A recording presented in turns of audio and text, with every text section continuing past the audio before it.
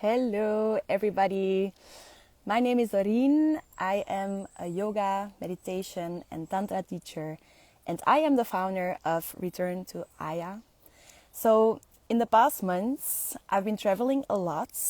I met all sorts of people from different nationalities, backgrounds, interests, jobs, income, or age, and what I'm about to tell you right now, I've been having this conversation like a lot recently. So, like, what are we here for? What are we doing in this universe, on this planet Earth? That's basically what it's about, the basic question. So, most people are kind of too busy to ask themselves these kinds of questions. And if you really think about it, like we as humans, we are created in the womb. We are being born in this world, live our lives, and eventually pass away and disappear from this world once again. So isn't that alone like truly magical? But what I want to talk about to you today is the time in between the birth and our death. So the gift of human life itself. Because a lot of people are not really living their lives while they are here. And like, let's go back to the beginning, right? So we enter this earth as a baby. We are born as pure beings, super innocent. Basically, we are just our essence, our soul. There's nothing we already inherited or nothing that we are not conditioned yet. We are just solemnly ourselves. And as we grow older, we learn how to behave nicely in society. We learn the customs of the culture we grow up in. We get conditioned by our parents' style of parenting. We are formed by the environment of our upbringing. We adopt the mindset of our parents and our friends and so on. So we are kind of molded to fit into the expectations of this world. But of course, we are not raised by perfect machines, but by people, by our parents, by systems made by people, and by cultures shaped by people. And people are not perfect. So while your parents may have had the best intentions while raising you, everybody has experienced moments in life that were shameful, that were hurtful, that may have had a big impact on you and has influenced the way you think, the way you feel, and the way you behave right now. So for some people, these memories might even have been very traumatic and have created deep wounds that may still impact your adult life today. And if these wounds or limiting beliefs or any the inner blocks are remained unaddressed in your adult life, then you might pass them on to your children and they pass them on to their next children and so on. So it's this pattern that stays alive and keeps going on and on and on.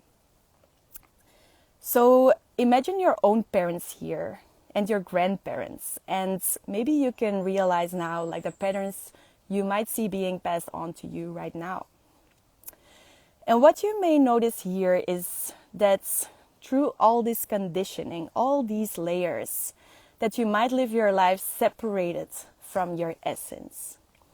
Like through these hurtful experiences, it might be such a small thing, like that you felt ashamed during childhood, that you don't dare to show yourself the way you truly are.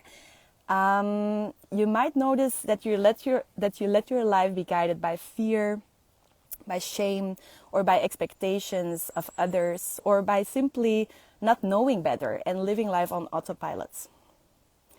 So in January, I left home because I was living this life on autopilot. I was doing or trying to do the house, the partner, the 9-to-5 job, but it simply didn't make myself happy. And after like healing all these inner wounds, I realized like this is not fulfilling me. So that's why I left, and I tried to follow my heart into finding my own place into this world. And the reactions I got since then is like, whoa, I'd like to do this too, or something like this. And the only thing I can say is that you can. Like, it is for everybody. Everybody can make these decisions. But the life that you are living right now is the result of the choices that you have made in the past. So if you don't like your life right now, then you simply have to learn how to make better choices.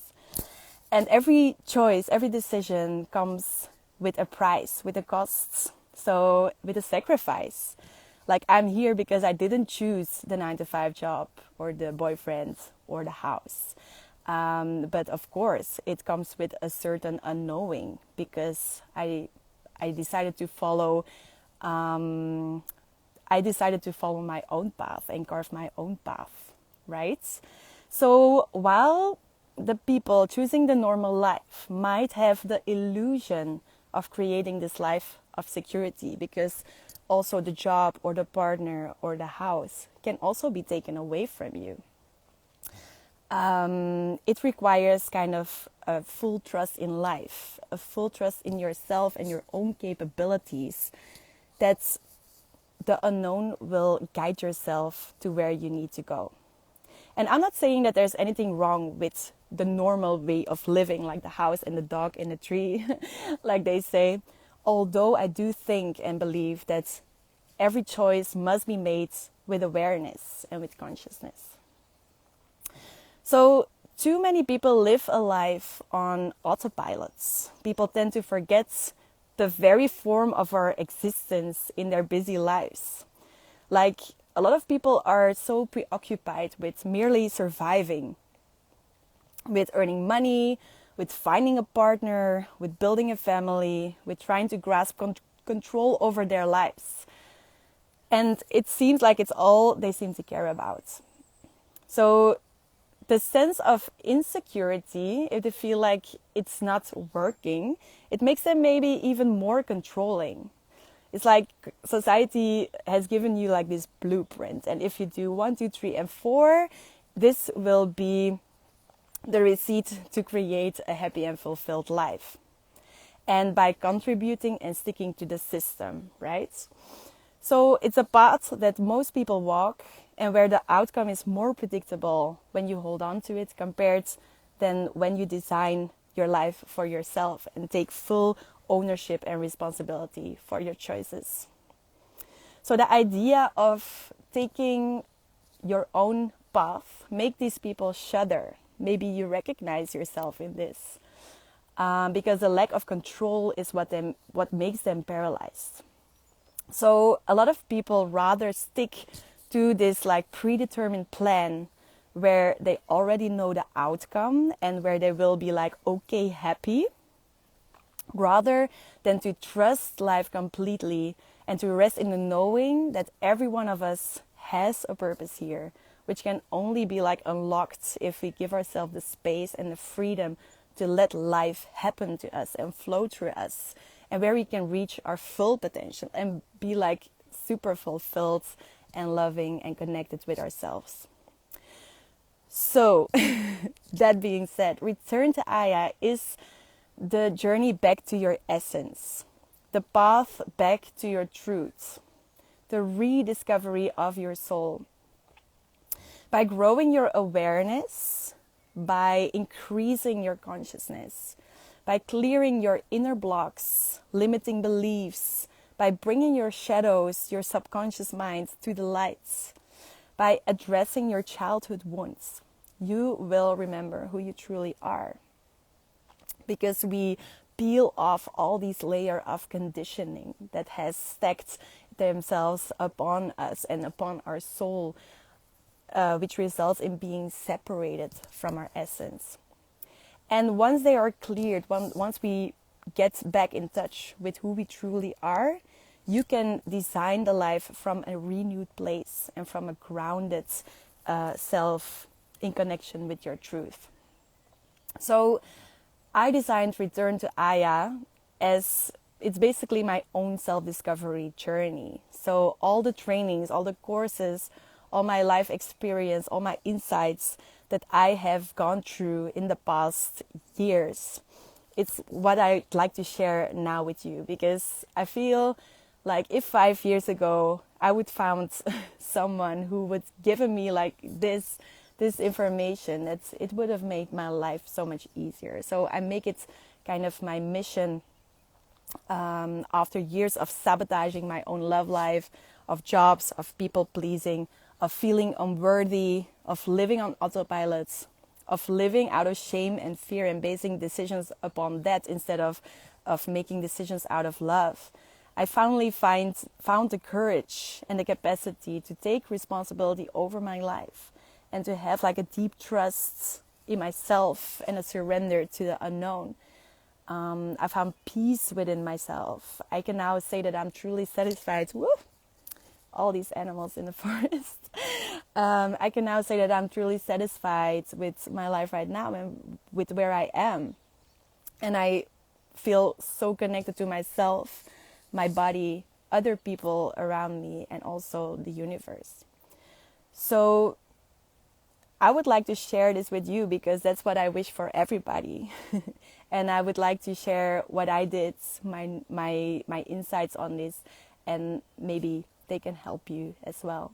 So if you feel like this resonates with you, what I just said, like if you feel like you're seeking more meaning in your life, or if you know there's something more to life than living a life on autopilot, or if you are craving a deeper connection with yourself, with others, or with the universe, and you want to learn more about it, or if you want to stop self-sabotaging your love life, your career, or other relationships, or if you feel like you can't just be with yourself, like sitting in stillness or doing nothing is very hard for you, or like you feel like you need to fill yourself up with distractions, or with alcohol, or with drugs, or with cigarettes, or with partners, even with love, and you don't have that sense of wholeness, of complete satisfaction on your own. Or you feel like you make all of your decisions, or most of your decisions, based on fear or shame rather than out of love and groundedness. Or you feel like you want to live like a more softer life and live life more on your own pace. Or you want to live life by your own rules and want to find out how. Or you want to break the cycle of your generational patterns or trauma. Or you just want to simply understand at your core, like who you are at your core. Then you are in the right place. And it's through meditation and yoga, and tantra, that it is my mission to build a community of people who want to become the leader of their own story. And now my ear is out. Shooting a live in a forest, the best idea. So where was I? So it's through meditation, through tantra, and through yoga that I want to share information about how I took more leadership over my own life.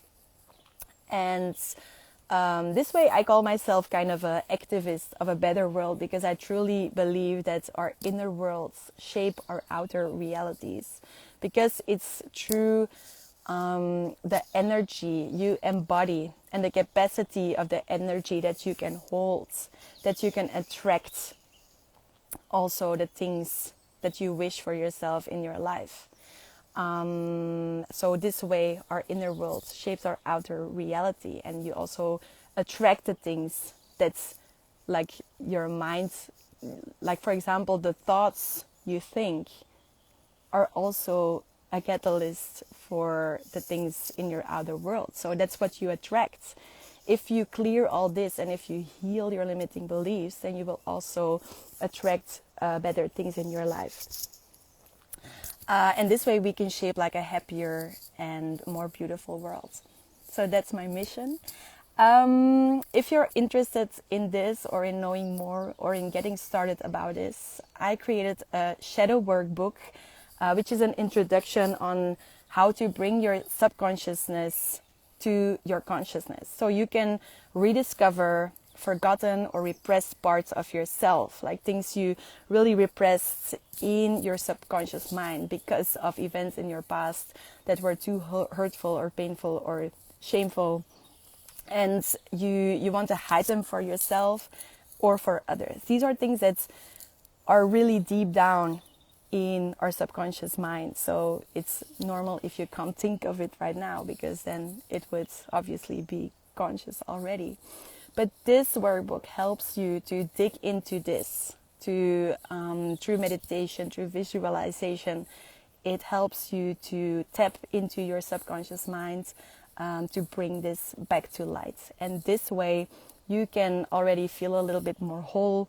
You can feel more in control also, because these shadows often present themselves as triggers in like the worst moments ever. Maybe you can already recall some moments when that happened.